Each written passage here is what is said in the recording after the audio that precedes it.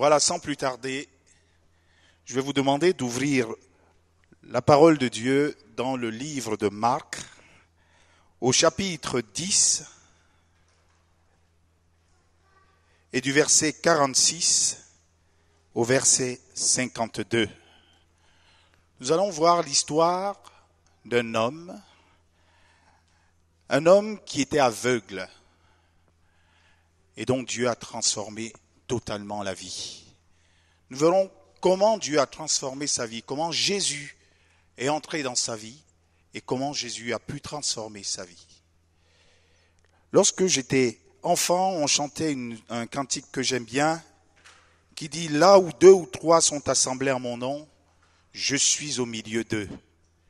Donc Jésus est présent ici ce soir. Est-ce que vous le savez?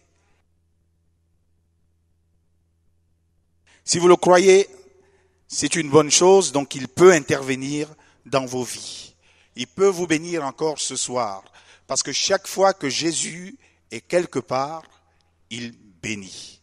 En avez-vous la conviction? Est-ce que l'Église de Dieu peut dire Amen? Jésus bénit partout où il est. Amen. Alors je vais lire, et excusez-moi, je lirai dans la version Semeur. Elle n'est pas tellement différente de la vôtre, mais j'ai préparé ce message dans cette version. La parole de Dieu dit, à propos de Jésus et de ses disciples, « Ils arrivèrent à Jéricho. Jésus et ses disciples sortaient de la ville, accompagnés d'une foule nombreuse. Bartimée, fils de Timée, un mendiant aveugle, était assis au bord du chemin. Lorsqu'il entendit que c'était Jésus, il se mit à crier, « Jésus, fils de David, aie pitié de moi. » Mais beaucoup le rabrouaient pour le faire taire. Lui cependant criait de plus belle, « Fils de David, aie pitié de moi. » Jésus s'arrêta et dit, « Appelez-le. » On appela l'aveugle en lui disant, « Courage, lève-toi, il t'appelle. » À ces mots, il jeta son manteau, se leva d'un bond et vint vers Jésus. Jésus lui dit, « Que veux-tu que je fasse pour toi? » « Maître, lui répondit l'aveugle, fais que je puisse voir. »« Va, lui dit Jésus, parce que tu as cru en moi, tu es guéri. » Aussitôt, il recouvra la vue et suivit Jésus sur le chemin. Prions. Notre Dieu, ta parole est actuelle. Elle est toujours vraie. Seigneur, et elle le sera, parce qu'elle est éternelle. Merci parce que par ta parole, par les choses que tu as voulu nous communiquer, Seigneur, tu veux nous faire grandir en toi. Tu veux nous donner la vie, une vie pleine. Seigneur, je te demande dans ta grâce de nous éclairer par ce texte et faire en sorte qu'il change totalement nos vies et qu'il nous rende disposés à te suivre partout où tu le voudras.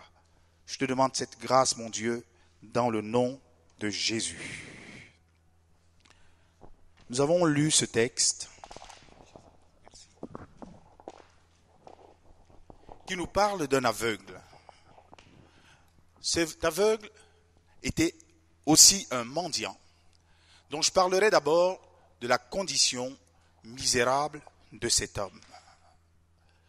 Un homme aveugle, peut-être aujourd'hui il peut faire grand-chose, mais à l'époque, il n'était livré qu'à la mendicité. Il ne pouvait pas faire grand-chose. C'était un handicap sérieux. Et cet handicap sérieux conduisait généralement à la marginalisation, au banc de la société.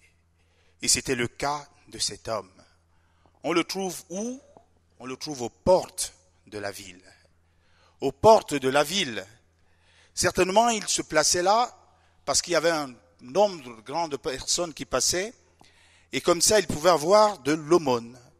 Il était réduit à la mendicité.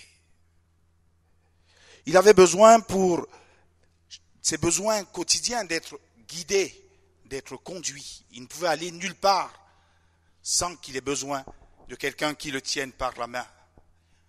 Il avait besoin de charité, sinon il ne pouvait pas vivre. Et tout ceci pouvait avoir des conséquences dans sa vie. S'il ne recevait pas l'aumône, il vivait dans la pauvreté. Et je pense que chaque matin, lorsqu'on le conduisait à cette porte, il se disait, est-ce que je vais avoir quelque chose aujourd'hui? Donc son cœur était saisi d'angoisse. Oui, allait-il survivre? Cet homme pouvait avoir un sentiment d'inutilité dans la vie. Vous savez, quand on fait quelque chose, ça nous met parfois en valeur. Mais lorsqu'on dépend totalement des gens, on se sent inutile. Et ça peut créer en nous un sentiment pas toujours très agréable. Il pouvait même avoir de la rancœur contre Dieu, contre la société. Il pouvait se dire, mais pourquoi Dieu, tu m'as créé comme ça? Pourquoi les autres voient et pourquoi moi je ne peux pas voir? Qu'ai-je fait? N'entendons-nous pas souvent les gens nous dire, pourquoi est-ce que je suis comme ça? Pourquoi ça m'arrive? Qu'ai-je fait à Dieu pour que ça m'arrive?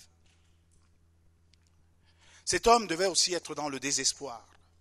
Peut-être chaque soir quand il rentrait chez lui, il se demandait de quoi sera fait demain.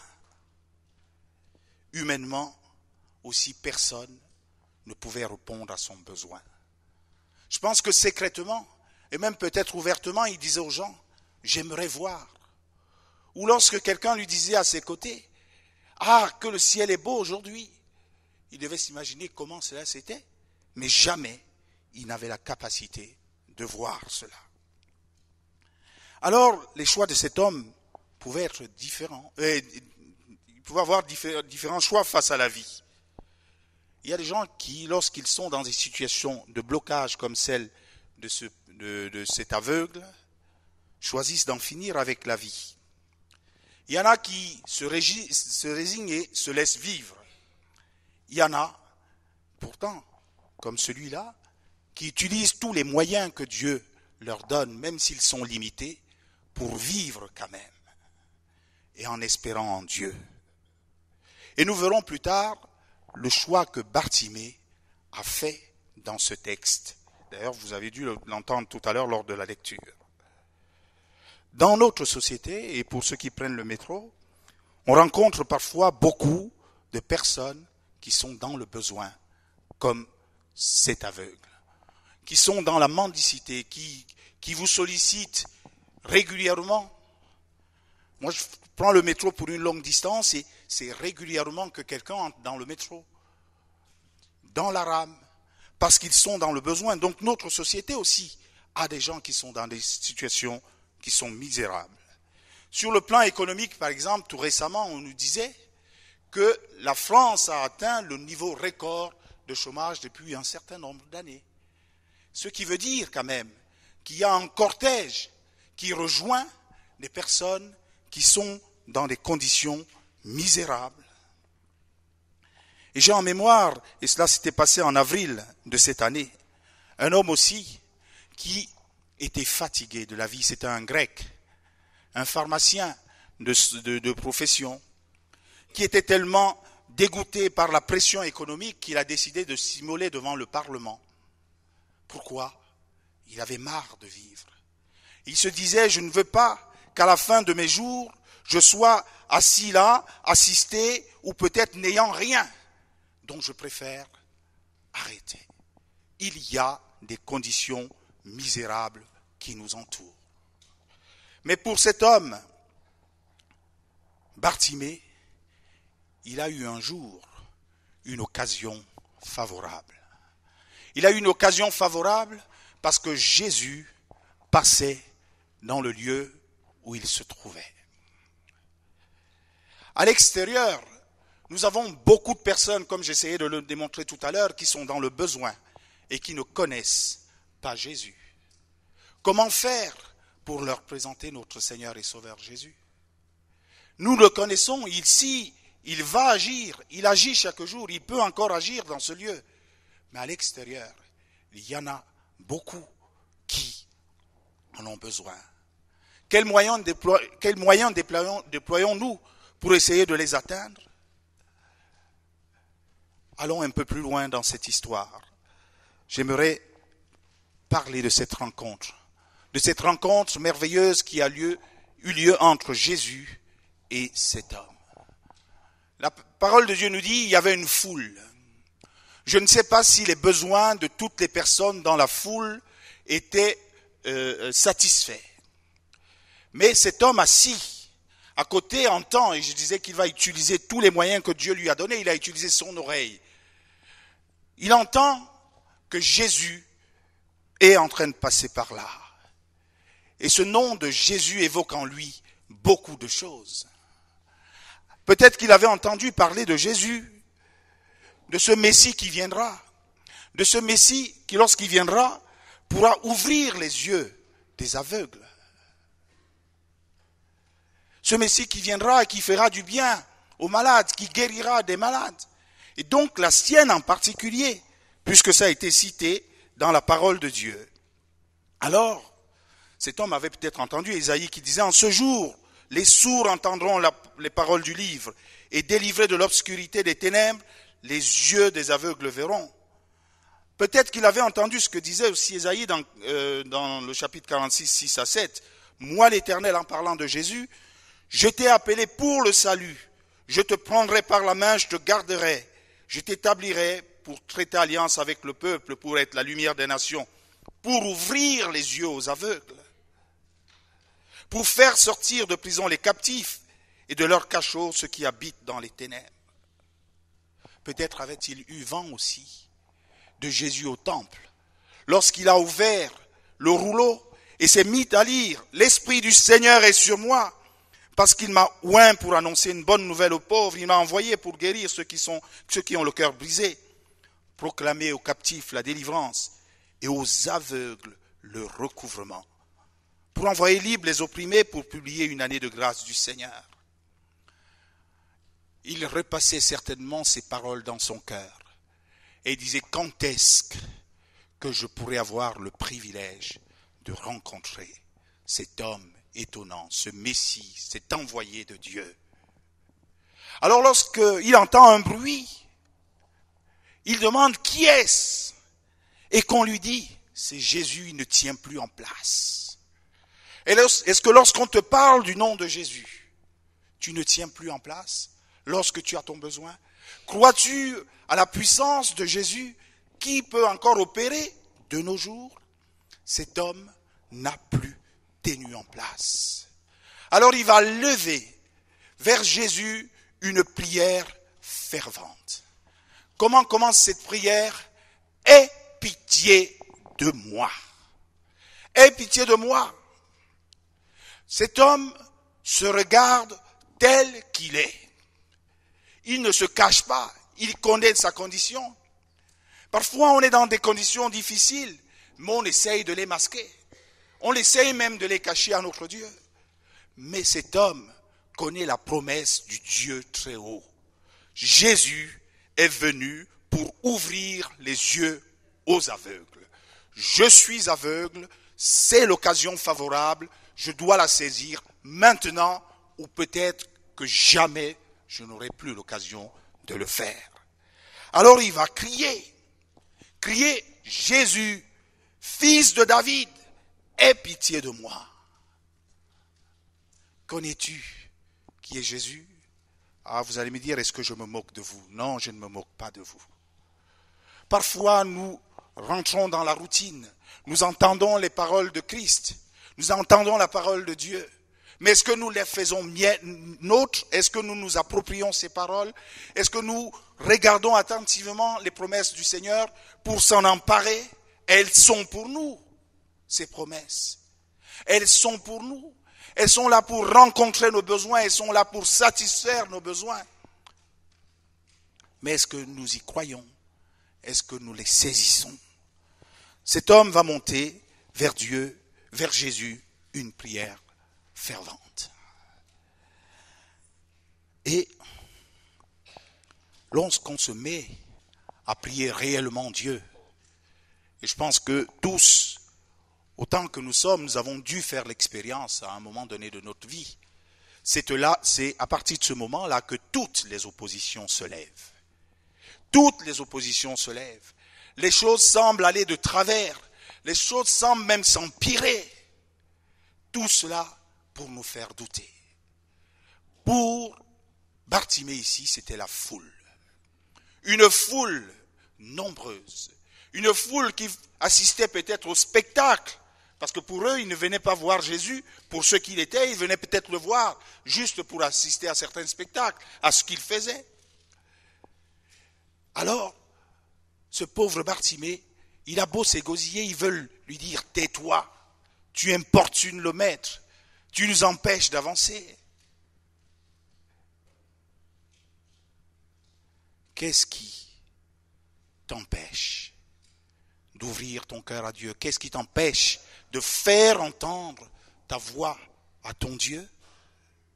Alors s'il y a des choses dans ta vie qui t'empêchent d'entendre ce que Dieu dit, à ton sujet en tout cas, ce que tu veux dire à Dieu, fais-toi violence. Fais-toi violence. Ne laisse rien n'étouffer ta voix. Ne laisse même pas les apparences étouffer ta voix. Parce que lorsque tu as demandé quelque chose à ton Père, ton Maître, il a entendu. Il l'a entendu. Fils de David, aie pitié de moi. Oh, je vois encore dans mon esprit, j'essaye de voir, où on dit tais-toi. Vous voyez, parfois on veut nous laisser à notre place. C'est ta place. Tu es l'aveugle du coin. Tu resteras l'aveugle du coin. Tu as ta place là. Tu resteras là. Jésus veut nous amener plus loin. Alors dans nos cris, même si les choses semblent les étouffer, Jésus entend. Il entend. Il entend et il va faire quelque chose ici que j'appelle une offre généreuse. Il va faire une offre généreuse à cet aveugle. Jésus non seulement s'arrête, quelle grâce. Il interrompt son programme pour toi comme pour moi. Il allait à Jérusalem, mais il se dit, Bartimée, j'ai entendu ta voix, je m'arrête. Quelle grâce de savoir que le Tout-Puissant, Jésus, s'arrête lorsqu'il entend notre soupir, notre cri. Il s'arrête. Pourquoi s'arrête-t-il? Parce qu'il veut faire attention à toi. Il veut t'écouter. Il veut satisfaire à ton besoin. Il s'arrête. S'il s'arrêtait, on peut parfois être intimidé. Quand on appelle quelqu'un, il s'arrête, on se dit, mais maintenant qu'il s'est arrêté, qu'est-ce que je vais lui dire? Il appelle. Il dit, viens à mes côtés. Viens. Lorsque tu rentres dans le lieu secret et que tu commences à prier ton Dieu, il s'arrête, Jésus s'arrête et il t'appelle. Et tu dis, je veux entendre ce que tu as à me dire. Que veux-tu que je te fasse? Cette offre vient de la personne qui a toute puissance. Que veux-tu que je te fasse? Cet aveugle avait des problèmes financiers, c'est certain. Mais ce n'est pas ce qu'il a évoqué en premier. Parce que pour lui, c'était un besoin secondaire. C'était un besoin secondaire. Je ne sais pas quel âge il avait, mais il n'avait pas vu la lumière. Et si sa cécité est apparue après, il avait peut-être vu à un moment donné, il en avait des souvenirs, mais ça faisait un bon moment qu'il ne pouvait plus voir. Il dit à Jésus, Maître, fais que je puisse voir. Dans la vie de chaque jour, on peut avoir aussi nos horizons qui sont assombris. Je parlais tout à l'heure du cortège de gens qui sont rentrés dans le chômage. Pour eux, la vie a un horizon assombri. Ils sont comme aveugles vis-à-vis de leur avenir. Qu'est-ce qu'ils feront? Ils veulent voir un peu plus clair. Jésus a pris soin physiquement de cette personne. Je sais qu'on essaye de tout spiritualiser. Je vais peut-être le faire aussi. Mais Jésus s'occupe aussi de nos biens physiques, de nos biens matériels. Il est venu prendre soin de nous dans notre globalité. Dans notre globalité, je veux le répéter, il est venu prendre soin de toi en tant qu'entité, en tant qu'homme, dans tous tes besoins, qu'ils soient physiques, qu'ils soient matériels, qu'ils soient spirituels. Certes, les besoins spirituels sont les plus importants. S'il faut les hiérarchiser, ils sont les plus importants. Alors, lorsque le Seigneur, si le Seigneur rentrait, en tout cas il est là ce soir, il est là ce soir, s'il te dit, s'il me dit à moi, Christophe, que veux-tu que je fasse pour que je te fasse? Je saurais quoi lui dire. Mais sais-tu ce que tu veux que Jésus te fasse aujourd'hui même? Y as-tu réfléchi? Vas-tu pencher vers les futilités?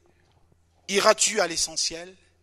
Voilà autant de questions que je dépose sur ton cœur. Mais mon invitation ici est de te dire, réfléchis et pense à l'essentiel. Demande à Dieu l'essentiel. Que veux-tu que je te fasse?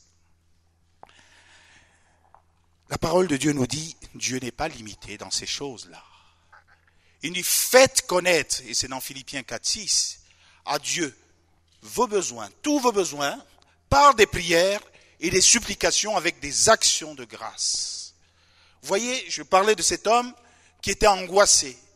La parole de Dieu apporte même une réponse à cette angoisse, parce qu'il dit, et la paix de Dieu, qui surpasse toute intelligence, gardera vos cœurs et vos pensées en Jésus.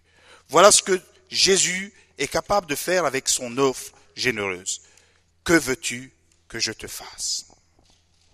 Cet homme a répondu ici avec une réponse précise.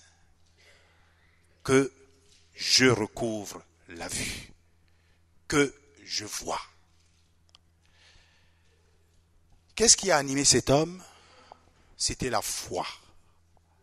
La parole de Dieu dit la foi vient de ce que l'on entend, et ce que l'on entend vient de Dieu, de la parole de Christ.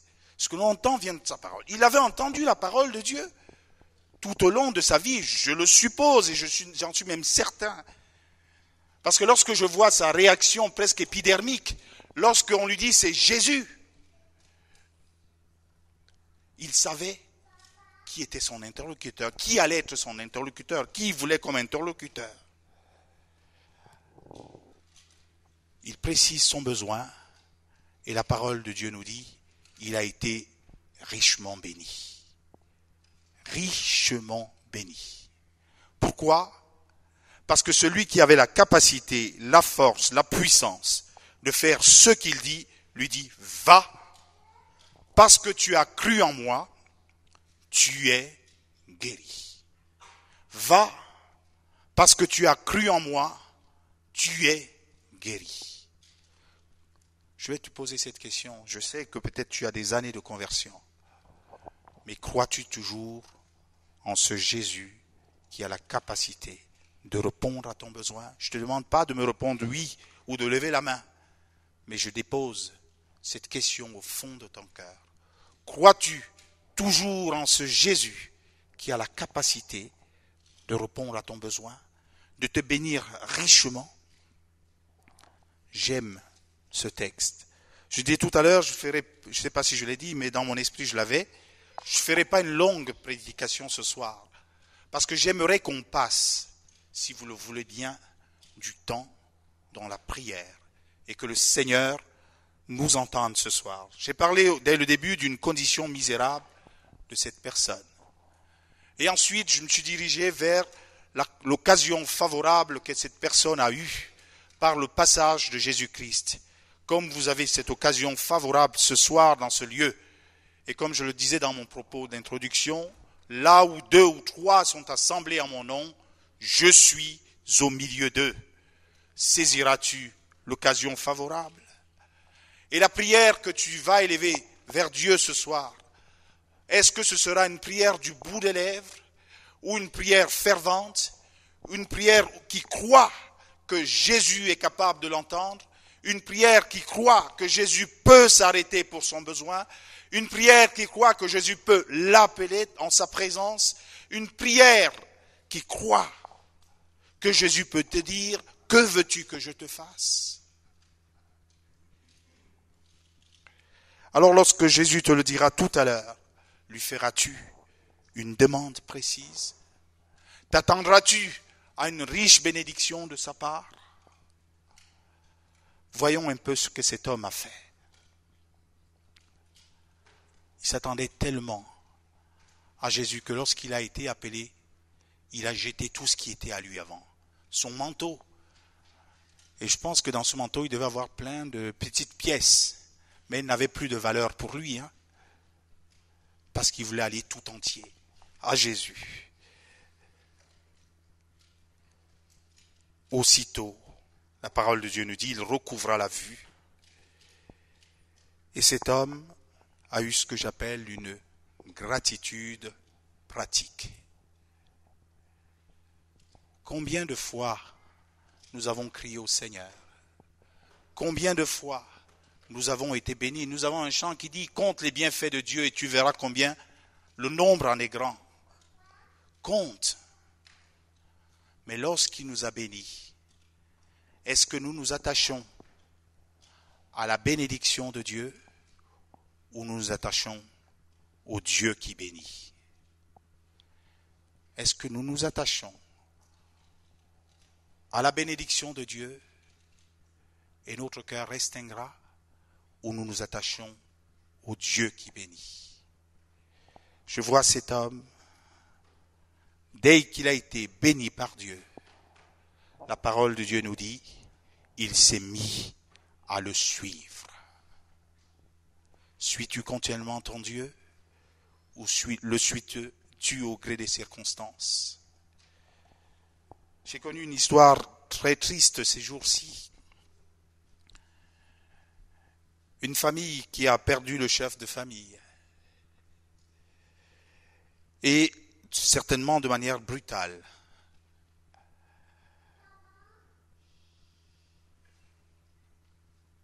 Et les enfants, qui pourtant suivaient le Seigneur, particulièrement une, a balayé d'un revers de la main qui était Dieu pour elle. Dieu l'avait bénie dans beaucoup de circonstances. Il y a eu un malheur, elle s'est détachée du Dieu qui bénit parce qu'il y avait eu un malheur dans la vie. Cet homme, je ne sais pas jusqu'à quand il a suivi Jésus, mais je suis sûr qu'il l'a suivi jusqu'à la fin. Si la parole de Dieu permet que son histoire nous soit relatée ici, on dit, il recouvra la vie et suivit Jésus sur le chemin. Je crois que quelles que soient les circonstances qu'il devait trouver sur le chemin, il se devait de persévérer. Sur le chemin, on peut avoir des difficultés. Le frère le disait tout à l'heure, Dieu, c'est le chemin par lequel il nous conduit. Et il rajoutait, même s'il peut avoir des cailloux au début, Dieu sait où il nous conduit. Cet aveugle, cet handicapé, une fois guéri, a pris les traces du Maître. Et c'est là ce que nous devons retenir, prendre les traces du Maître. Lorsque tu seras béni, ne lâche pas la main du Dieu qui bénit, même si jamais il arrache la bénédiction de ta main. Dieu, ce soir, veut prendre soin de toi. Le sais-tu? Jésus est venu pour cela. J'aimerais que nous prions. Je ne sais pas combien de temps durent souvent les prédications ici, mais pour la mienne, elle est terminée ce soir. Mais j'aimerais qu'on passe du temps dans la prière. Es-tu dans une condition misérable? Je t'invite à saisir l'occasion favorable de Dieu par une prière fervente, saisir l'offre généreuse qu'il te donne et fais une demande précise au Seigneur. Attends-toi une riche bénédiction de sa part et surtout, ne sois pas ingrat lorsqu'il t'aura béni. Prions. Seigneur, je veux te bénir et je veux te louer pour cette parole que tu as voulu que le peuple ici réuni entende. Seigneur, je ne connais pas leurs besoins, mais toi tu les connais. Je sais une chose, c'est que rien n'est au-dessus de ta puissance. Bien au contraire, tu es au-dessus de toute puissance, tu es au-dessus de toute autorité, tu es au-dessus de toute force, tu es au-dessus de toute maladie. Seigneur, nous savons que tu es là présent dans ce lieu ce soir et que tu peux faire encore des prodiges, Seigneur, dans des vies. Je ne sais pas quel était l'esprit de dans quel état d'esprit était cet aveugle, mais une chose est certaine, c'est que lorsqu'il t'a vu, il en a saisi l'occasion. Seigneur, donne-nous de saisir aussi cette occasion ce soir. Ô Seigneur, je te demande cela au nom de Jésus. Rends nos cœurs disponibles, Seigneur, à le faire. Rends nos cœurs, Seigneur, sensibles à toi et que nous exercions notre foi, Seigneur, en tes promesses. C'est dans le nom de Jésus que je t'ai prié. Amen. Alléluia.